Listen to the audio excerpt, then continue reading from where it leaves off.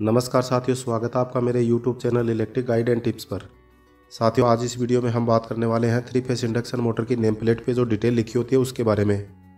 अगर आप किसी भी इंडस्ट्री में एज ए इलेक्ट्रीशियन का काम करते हो तो मोटर की नेम प्लेट पे लिखी डिटेल रेफरेंस को आप कब और कौन सी कंडीशन में काम में लेते हो, और साथ ही साथ हम ये जानेंगे कि मोटर की नेम प्लेट पर लिखी डिटेल का मतलब क्या होता है और नेम प्लेट पर लिखी डिटेल की हमें कब और कहाँ पर ज़रूरत पड़ती है।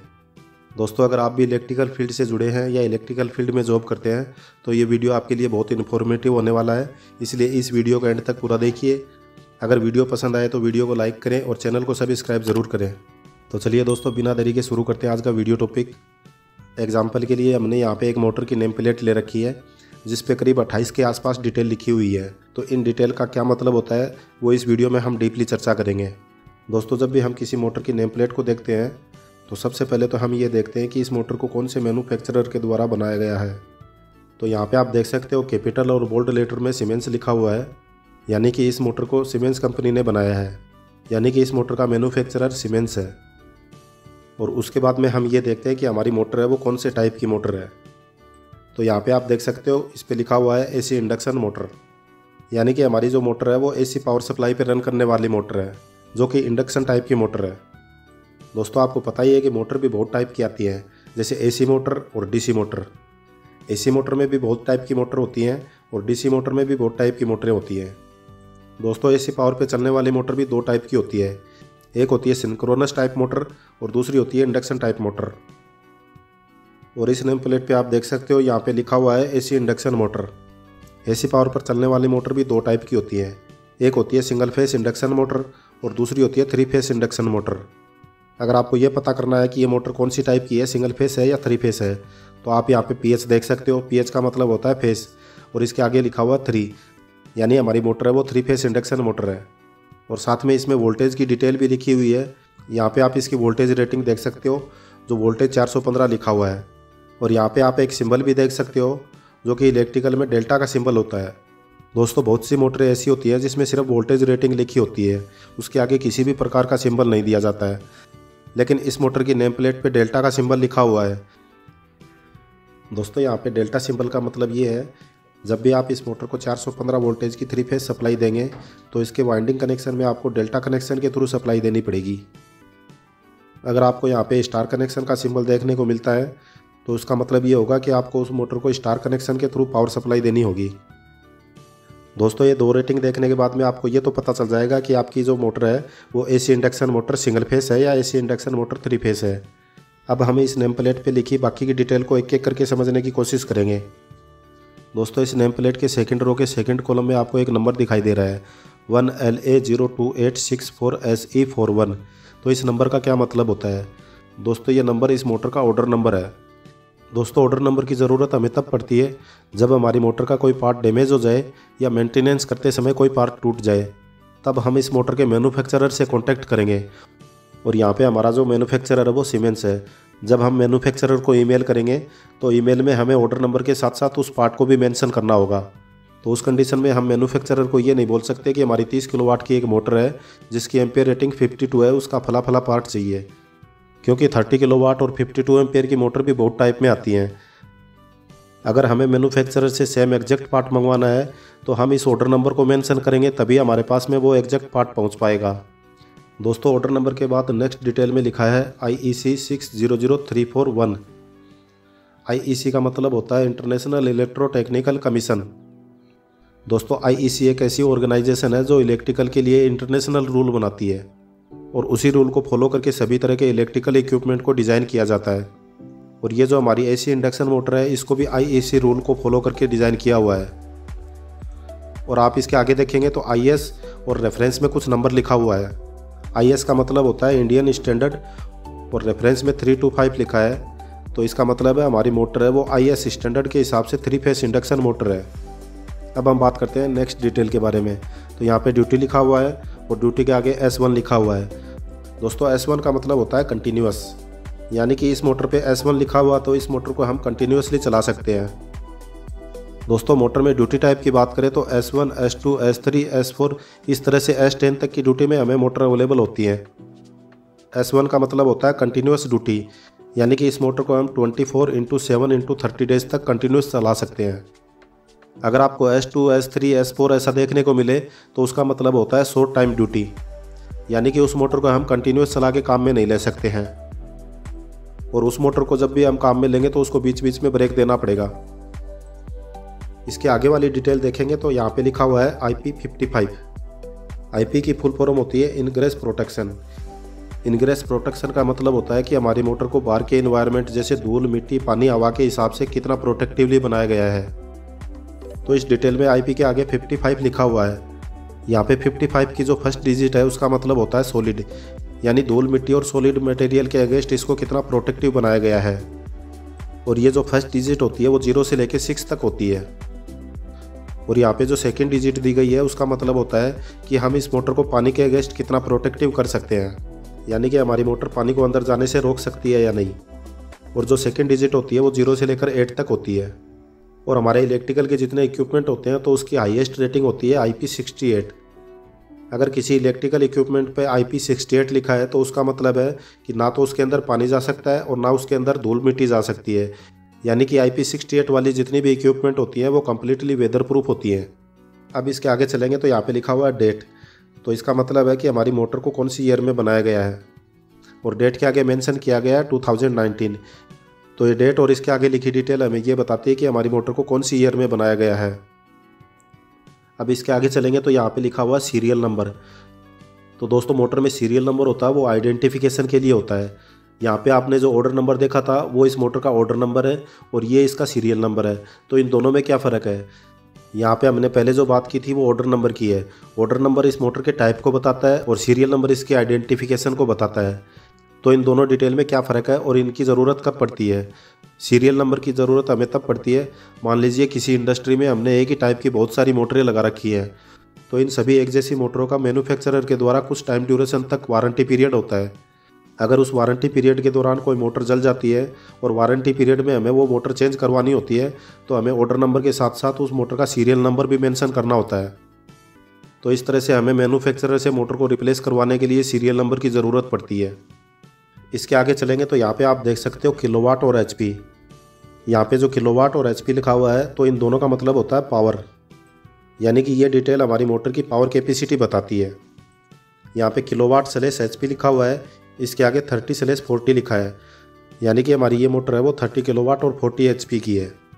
और जब भी आप इसकी पावर कैपेसिटी के बारे में बात करेंगे तो इसको 30 किलोवाट बोल सकते हैं या फिर 40 HP भी बोल सकते हैं, क्योंकि जब आप 30 किलोवाट को HP में कन्वर्ट करेंगे तो वो 40 HP के इक्वल होगा। तो आप इस मोटर को 30 किलोवाट बोल सकते हैं या फिर 40 HP बोल सकते हैं, बात एक ही है। लेकिन यहाँ पे आपको एक बहुत ही इंपॉर्टेंट चीज़ ध्यान में रखनी है। अगर आपकी ये मोटर कम्प्लीटली जल जाती है और आपको एक नई मोटर के साथ रिप्लेस करना होता है तो उस कंडीशन में आपको इस मोटर की किलोवाट रेटिंग, RPM रेटिंग और फ्रेम साइज़ ये तीनों चीज़ ध्यान में रखनी ज़रूरी है, क्योंकि 30 किलोवाट की मोटर 1500 RPM में भी हो सकती है और 3000 RPM में भी हो सकती है। और बड़ी इंडस्ट्री में बहुत सारी जगह ऐसी भी होती है जहाँ पे 3000 RPM की मोटर को भी काम में लिया जाता है। और जब आप नई मोटर के लिए ऑर्डर करते हैं तो आपको फ्रेम डिटेल का भी ध्यान में रखना होगा, क्योंकि 30 किलोवाट 1500 RPM की मोटर भी बहुत टाइप में आती हैं। इसलिए जब भी आपको नई मोटर का ऑर्डर करना होता है तो उसमें किलोवाट, RPM और फ्रेम रेटिंग को ध्यान में रखना बहुत ज़रूरी है। इसके नेक्स्ट में देखेंगे तो यहाँ पे लिखा हुआ है कूलिंग। कूलिंग का मतलब होता है कि इस मोटर को ठंडा रखने के लिए कौन सा तरीका काम में लिया गया है। तो इसके आगे आप देखेंगे तो यहाँ पे लिखा हुआ है IC611, यानी कि IC611 एक कोड होता है। IC611 हमें ये बताता है कि इस मोटर को ठंडा करने के लिए कौन सा तरीका काम में लिया जाएगा। इसके आगे आप देखेंगे तो यहाँ पे लिखा हुआ है PF। PF का मतलब होता है पावर फैक्टर और इसके आगे लिखा हुआ है 0.82। दोस्तों आप ये अच्छे से जानते हो कि हमारी जितनी भी मोटरें होती हैं वो इंडक्टिव लोड होती हैं, यानी कि जिस इक्विपमेंट में कॉइल यूज़ की जाती है उसको हम इंडक्टिव लोड कहते हैं। और जब भी हम इंडक्टिव लोड में पावर सप्लाई देते हैं तो उसमें करंट है वो लेग करने लगता है। और इस मोटर की जो पावर फैक्टर डिटेल है वो 0.82 है। दोस्तों अगर आपको पावर फैक्टर के बारे में डिटेल से समझना है तो मैंने इसके लिए सेपरेट वीडियो बना रखा है। अगर आप उस वीडियो को देखना चाहते हो तो उसका लिंक डिस्क्रिप्शन में मिल जाएगा। इस वीडियो को कंप्लीट देखने के बाद आप पावर फैक्टर का वीडियो भी देख सकते हैं। इसके आगे चलेंगे तो यहाँ पे लिखा हुआ है AMP। AMP का मतलब होता है एम्पियर, यानी कि करंट। जब हमारी मोटर चलेगी तो वो कितना करंट लेगी। और इसके आगे लिखा हुआ है 52। तो इसका मतलब ये है कि हमारी मोटर को फुल लोड पे चलाएंगे तो ये 52 एम्पियर करंट लेगी। इसके आगे देखेंगे तो यहाँ पे लिखा हुआ है ENCL ODP। इसका मतलब है enclosure open drip proof. Enclosure ODP का मतलब है कि हमारी मोटर को बाहर के एनवायरनमेंट से कितना प्रोटेक्टिवली बनाया गया है। यहाँ पे जो ODP है उसकी फुल फॉर्म है ओपन ड्रिप प्रूफ, यानी कि इस मोटर की जो विंग्स है उस पर अगर कोई पानी या लिक्विड गिर जाए तो वो कितना जल्दी नीचे गिर सकता है। इस मोटर को ठंडा रखने के लिए बाहर जो विंग्स बनाई गई हैं उनको इस तरीके से डिज़ाइन किया जाता है, अगर इस मोटर पे कोई पानी या लिक्विड गिर जाए तो वो तुरंत फ्लो होकर नीचे चला जाए। तो इस मोटर की जो विंग्स डिज़ाइन की जाती है उसको 0 से 15 डिग्री एंगल पर बनाया जाता है। नेक्स्ट में लिखा हुआ है RPM। RPM का मतलब होता है रिवोल्यूशन पर मिनट, यानी कि इसका रोटर है वो 1 मिनट में कितनी बार रोटेट करेगा। और RPM के आगे लिखा हुआ है 1500, यानी कि हमारी मोटर का 1 मिनट का RPM होगा वो 1500 होगा। इसके आगे देखेंगे तो यहाँ पे HZ50 लिखा हुआ है। HZ का मतलब होता है हर्ट्ज। HZ50 हमें हमारी AC सप्लाई की फ्रीक्वेंसी दर्शाती है। और इंडिया में जो पावर जनरेशन किया जाता है वो 50 हर्ट्ज पे किया जाता है, यानी कि हमारी जितने भी इक्विपमेंट होंगे तो उस पर आपको 50 हर्ट्ज देखने को मिलेंगे। इसके आगे देखेंगे तो यहाँ पे KVA कोड लिखा हुआ है। KVA का मतलब होता है जब हम हमारी मोटर को स्टार्ट करते हैं तो वो कितना पावर कंज्यूम करता है, वो इन्फॉर्मेशन हमें KVA कोड देता है। और हमारी मोटर के द्वारा पावर कंजप्शन को एक कोड में लिखा जाता है। और यहाँ पे आप देख सकते हो इसके आगे लिखा हुआ है G। और यहाँ पे जो KVA के पावर कंजप्शन कोड काम में लिए जाते हैं वो A से लेकर V तक होते हैं। और ये जो KVA कोड होते हैं तो उसमें आपको कुछ अल्फ़ाबेट देखने को नहीं मिलेंगे, जैसे I, O और Q, यानी कि इन 3 अल्फ़ाबेट को छोड़कर A से लेकर V तक सभी अल्फ़ाबेट को पावर कंजप्शन के लिए कोड के रूप में काम में लिया जाता है। और इन सभी अल्फ़ाबेट का अलग अलग मतलब होता है। यहाँ पे हमारी मोटर की पावर कंजप्शन कैटेगरी है वो G कोड में दिखाई गई है। और G का मतलब होता है 5.9 kVA। और यहाँ पे आप देख सकते हैं G इक्वल 5.9 kVA पर HP, यानी कि हमारी मोटर की जितनी HP है उसको हमें मल्टीप्लाई करना पड़ेगा 5.9 kVA से। और जब हम 40 HP को 5.9 से मल्टीप्लाई करेंगे तो हमारी वैल्यू आएगी 236 kVA, यानी कि हम इस मोटर को स्टार्ट करेंगे तो इसकी स्टार्टिंग पावर कंजप्शन कैपेसिटी है वो 236 kVA होगी। और नेक्स्ट में देखेंगे तो यहाँ पे लिखा हुआ है फ्रेम। फ्रेम का मतलब ये होता है कि हमारी मोटर है उसका बेस प्लेट का डायमेंशन कितना है। यहाँ पे फ्रेम के आगे 286T लिखा हुआ है, तो ये एक कोड होता है। और जब हम इस कोड को रीड करेंगे तो हमें फ्रेम साइज़ में ये देखने को मिलेगा हमारी मोटर की बेस प्लेट में जो इंस्टॉलेशन के लिए होल दिए गए हैं उसका डायमेंशन कितना है। और साथ में हमें ये पता चलेगा कि हमारी मोटर की जो शाफ्ट है उसका ग्राउंड लेवल से कितना हाइट है। और फ्रेम साइज़ से हमें ये पता चलता है कि हमारी मोटर का जो शाफ्ट है वो कितना बाहर निकला हुआ है। और ये फ्रेम साइज़ होती है ये भी 2 तरीके के कोड से मेंशन की जाती है, एक होती है IEC और दूसरी होती है नीमा। एक में IEC स्टैंडर्ड को फॉलो किया जाता है और दूसरे में नीमा स्टैंडर्ड को फॉलो किया जाता है। और जब भी आपको अपनी मोटर की फ्रेम साइज़ की डिटेल पता करनी है तो उससे पहले आपको यह जानना होगा कि आपकी मोटर को डिज़ाइन करते समय कौन सा स्टैंडर्ड यूज़ किया गया है। इसके आगे चलेंगे तो यहाँ पे EFF 86% लिखा हुआ है। EFF का मतलब होता है एफिशिएंसी, और एफिशिएंसी के आगे लिखा हुआ है 86%। दोस्तों एफिशिएंसी का मतलब होता है कि हम हमारी मोटर को इनपुट में कितनी सप्लाई दे रहे हैं और आउटपुट में हमें वो कितना प्रोडक्शन दे रही है। दोस्तों जब भी हम किसी मोटर को यूज़ करते हैं तो उसकी इनपुट में हम इलेक्ट्रिकल पावर सप्लाई देते हैं और उसके आउटपुट से हमें मैकेनिकल एनर्जी मिलती है। इफ़िशियंसी हमें ये बताती है कि हम मोटर को इनपुट में सप्लाई कितनी दे रहे हैं और ये मोटर हमें आउटपुट में एनर्जी कितनी दे रही है।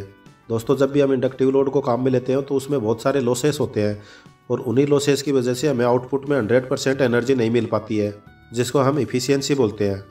और नेक्स्ट में यहाँ पे पोल लिखा हुआ है और पोल के आगे लिखा हुआ है 4, यानी कि हमारी मोटर है वो 4 पोल मोटर है। दोस्तों इलेक्ट्रिकल मोटर भी कई तरह के पोल में आती हैं, जैसे 2 पोल, 4 पोल, 6 पोल, 8 पोल। जैसे जैसे हम पोल की संख्या को बढ़ाएंगे वैसे वैसे मोटर का RPM है वो कम हो जाता है। इसके आगे देखेंगे तो यहाँ पे लिखा हुआ है इंसुलेशन क्लास। इंसुलेशन क्लास से हमें ये पता चलता है कि हमने जो मोटर में वाइंडिंग कर रखी है वो कितना टेम्परेचर तक बेयर कर सकती है। और यहाँ पे इंसुलेशन क्लास के आगे लिखा हुआ है F का क्या मतलब होता है। दोस्तों इलेक्ट्रिकल मोटर में भी इंसुलेशन कैपेसिटी होती है वो कई कैटेगरी की होती है। कॉमनली ये कैटेगरी 7 टाइप की होती हैं, Y, A, E, B, F, H। और हमारी मोटर की जो कैटेगरी है वो F कैटेगरी है। और F कैटेगरी की टेम्परेचर रेटिंग होती है वो 155 डिग्री सेल्सियस होती है, यानी कि हमारे मोटर की वाइंडिंग की टेम्परेचर कैपेसिटी है वो 155 डिग्री सेल्सियस तक की है। अगर हमारी मोटर की वाइंडिंग का टेम्परेचर 155 डिग्री से ऊपर चला जाएगा तो उस कंडीशन में हमारी मोटर की वाइंडिंग जल सकती है। इसके आगे देखेंगे तो यहाँ पे लिखा हुआ है AMB। एएमपी का मतलब होता है एम्बिएंट टेम्परेचर। एम्बिएंट टेम्परेचर का मतलब होता है कि हम इस मोटर को कौन सी जगह पे काम में लेंगे, उस जगह का इन्वायरमेंट का टेम्परेचर कितना है, उस हिसाब से इस मोटर को काम में ले सकते हैं। और इसके आगे 50 डिग्री सेल्सियस लिखा हुआ है, यानी कि हम इस मोटर को ऐसी जगह पे काम में ले सकते हैं जहाँ पे बाहर का इन्वायरमेंट का टेम्परेचर 50 डिग्री सेल्सियस से कम हो। अगर हम इस मोटर को 50 डिग्री सेल्सियस के इन्वायरमेंट से ऊपर काम में लेंगे तो इस मोटर को डैमेज होने का चांस रहेगा। दोस्तों ऐसे कई प्लांट होते हैं जहाँ पे मेटल को पिघलाया जाता है, जैसे एल्यूमिनियम, आयरन, स्टील। तो ऐसी जगह पे टेम्परेचर बहुत ज़्यादा होता है, तो उस जगह पे हम इस मोटर को काम में नहीं ले सकते हैं। उस जगह के लिए हमें अलग कैटेगरी के मोटर को काम में लेना होगा। इसके आगे लिखा हुआ है सर्विस फैक्टर। सर्विस फैक्टर के आगे लिखा हुआ है 1.15। सर्विस फैक्टर का मतलब होता है कि हमारे पास जो मोटर है उसको हम ओवरलोड की कंडीशन में कितना तक रन करवा सकते हैं, यानी कि इस मोटर को बिना डैमेज किए हम कितना ओवरलोड तक चला सकते हैं। हमारी मोटर है वो 40 HP की मोटर है और इसकी सर्विस फैक्टर रेटिंग है वो 1.15 है। तो यहाँ पे हमारी मोटर की HP है उसको हम सर्विस फैक्टर से मल्टीप्लाई करेंगे और यहाँ पे हम 40 HP को 1.15 से मल्टीप्लाई करेंगे तो जो वैल्यू आएगी वो 46 HP आएगी, यानी कि हम इस मोटर पर मैक्सिमम लोड है वो 46 HP तक डाल सकते हैं। लेकिन इस कंडीशन में हम मोटर को कंटिन्यूस नहीं चला सकते हैं। अगर हमने कुछ समय तक इस मोटर को ओवरलोड की कंडीशन में चलाया तो हो सकता है कि हमारी मोटर डैमेज हो जाए। इसके आगे देखेंगे तो यहाँ पे ग्रीस लिखा हुआ है और उसके आगे लिखा हुआ है यूनिरेक्स N3। इसका मतलब ये होता है कि हम इस मोटर में कौन से टाइप का ग्रीस यूज़ करेंगे। वैसे तो ग्रीस भी बहुत टाइप के आते हैं, लेकिन हमें यूनिरेक्स N3 कैटेगरी का ही ग्रीस काम में लेना है। और इसके नीचे लिखा हुआ है रिल्यूब हावर्स और उसके आगे लिखा हुआ है 5800, यानी कि मोटर में ग्रीसिंग होने के बाद 5800 आवर्स तक इसको काम में ले सकते हैं। और उसके आगे ग्रीस क्वांटिटी लिखा हुआ है, यानी कि इस मोटर के बेरिंग में हमें ग्रीस कितना काम में लेना है। और यहाँ पे जो ग्रीस क्वांटिटी है वो 2 कैटेगरी में लिखी है, एक है DE 90 ग्राम और दूसरा है NDE 70 ग्राम। दोस्तों DE का मतलब होता है ड्राइव एंड। ड्राइव एंड यानी कि जिस साइड में हम शाफ्ट पे पुल्ली जोड़ते हैं, और मोटर का जो पीछे वाला भाग होता है उसको कहते हैं NDE, नॉन ड्राइव एंड, यानी कि जिस साइड में मोटर को कूलिंग करने के लिए फैन लगा होता है उसको हम NDE साइड बोलते हैं। तो इस डिटेल से हमें ये पता चलता है कि हमारी मोटर में जो 2 बेरिंग है तो उन दोनों बेरिंग में से कौन से बेरिंग में कितना ग्रीस काम में लेना है। और इस डिटेल में लिखा हुआ है DE साइड में हमें 90 ग्राम ग्रीस काम में लेना है और NDE साइड में हमें 70 ग्राम ग्रीस काम में लेना है। और इसके आगे BRG लिखा हुआ है। BRG का फुल फॉर्म होता है बेरिंग। तो दोस्तों आपको पता ही है कि हमारी मोटर में 2 बेरिंग लगे होते हैं, एक को हम DE साइड बोलते हैं, एक को हम NDE साइड बोलते हैं। DE साइड में कितने नंबर का बेरिंग काम में लिया है उसका DE साइड में डिटेल लिखा होता है और ND साइड में कितना नंबर का बेरिंग काम में लिया है उसका ND साइड में लिखा होता है। तो यहाँ पे हमारा जो बेरिंग नंबर है वो 6312ZZ, यानी कि इस मोटर में 6312ZZ वाले बेरिंग काम में लिए गए हैं। और सबसे नीचे और सबसे लास्ट में CE लिखा है। CE की फुल फॉर्म है कन्फर्मेटी यूरोपियन, यानी कि हमारी मोटर है वो यूरोपियन कन्फर्मेटी की तरफ से प्रमाणित है, यानी कि इस मोटर को डिज़ाइन और बनाते वक्त यूरोपियन कन्फर्मेटी के सारे स्टैंडर्ड फॉलो किए गए हैं। दोस्तों उम्मीद है ये वीडियो आपको बहुत अच्छे से समझ में आया होगा। अगर आपको ये वीडियो पसंद आया तो वीडियो को लाइक करें। अगर आप इस चैनल पर नए हैं तो चैनल को सब्सक्राइब जरूर करें, क्योंकि इस चैनल पे आपको इलेक्ट्रिकल वीडियो हिंदी में देखने को मिलते रहेंगे। मिलते हैं अगले वीडियो में किसी नए टॉपिक के साथ। वीडियो पूरा देखने के लिए धन्यवाद।